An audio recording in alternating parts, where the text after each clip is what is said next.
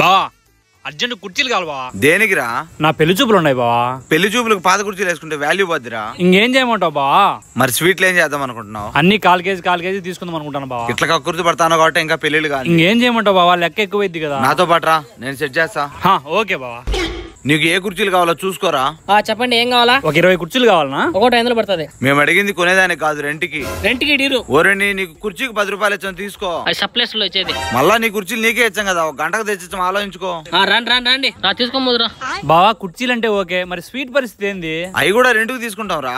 Sweet రెంటుగా, మరి తింటే పరిస్థితి ఏంది? గతికితే అతకదని చెప్తాం, ఎవడరా తినేది? అబ్బా భలే ఐడియా బావా. నేను మాట్లాడతా రారా. చెప్పండి బావా, ఏం కావాలి? అమ్మా కేజీ స్వీట్ ఎంత? 200 బావా. అన్ని 2 కేజీలు కట్టమను బావా. అంతా కలిపి 2000 అవుద్ది. మాకు కావాల్సింది రెంట్కి అమ్మా. స్వీట్లు ఎవరైనా రెంట్కి ఇచ్చారా? స్వీట్లు 2000 కదా, 200 తీసుకో రెంటు. సరే అయితే, తిన్నారు కదా, తింటే ఎక్స్ట్రా లెక్కిస్తా. ఇదిగో బావా మీ స్వీట్స్. ఇదిగో 2000 తీసుకో. మేము మళ్ళా మీ స్వీట్లు మీకు ఇచ్చినాక మా లెక్క మాకు ఇచ్చేయి. ఓకే బావా. నువ్వు సూపర్ బావా. ఎట్ట లెక్క మిగిలేయాలో నేర్చుకోండి రా.